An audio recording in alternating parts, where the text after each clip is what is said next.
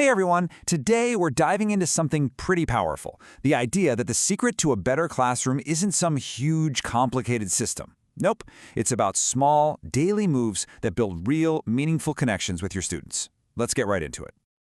If you're a teacher, I'm guessing this question really hits home, right?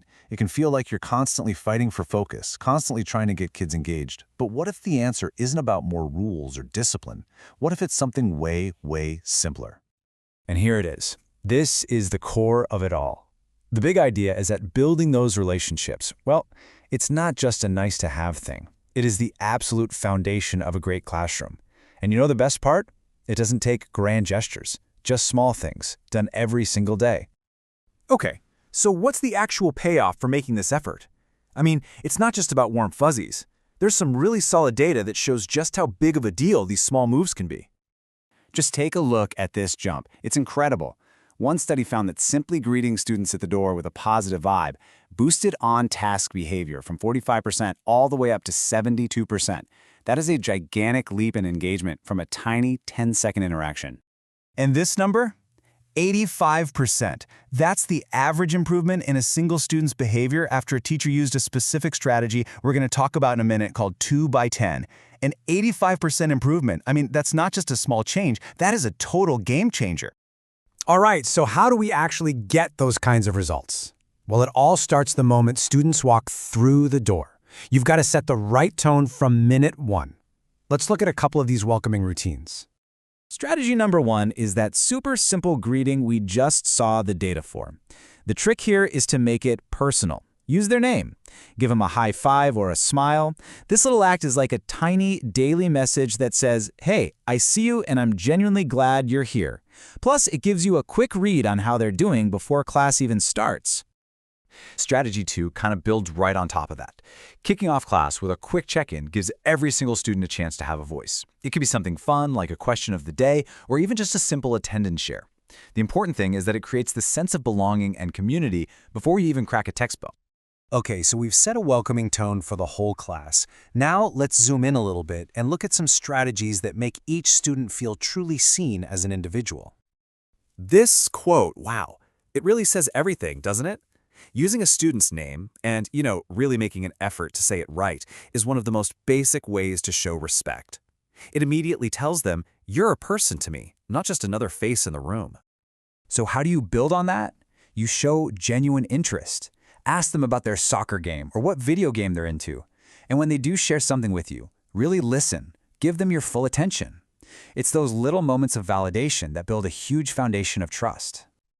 Okay, remember that mind-blowing 85% improvement we talked about? Well, this is the strategy that made it happen. It's called the 2 by 10, and it is such a powerful tool, especially for kids who might be a little withdrawn or challenging. And the commitment is so simple, 2 minutes a day for 10 school days in a row. And the one big rule, you talk about anything but school. And honestly, the process couldn't be easier. You pick one student who you feel could use that extra connection. You find 2 minutes every day, maybe as class is starting or during a transition, to just chat. And you do it for 10 school days. That small, focused investment of your time can totally transform a relationship. All right, another really powerful way to strengthen these connections is through affirmation. So let's look at how to use positive reinforcement in a way that actually works. This slide shows such a key difference. I mean, good job, it's fine, right? But it's kind of generic, kind of forgettable. But specific praise, noticing exactly how Maria helped her partner, that shows you're actually paying attention. That is what makes praise really meaningful and makes it stick. And you can deliver this kind of feedback in so many simple ways. A quick sticky note left on a desk can absolutely make a kid's day. But you know one of the most powerful tools? A positive call home. Just imagine a student hearing from their parent that you called, not because of a problem, but just to say something great about them. That is a massive deposit into the relationship bank. So far, we've been talking a lot about the bond between the teacher and the student. But a really strong classroom community, it also depends on great relationships between the students themselves. So let's explore how we can help that along. What's really important here is to make students feel valued for what they bring to the table.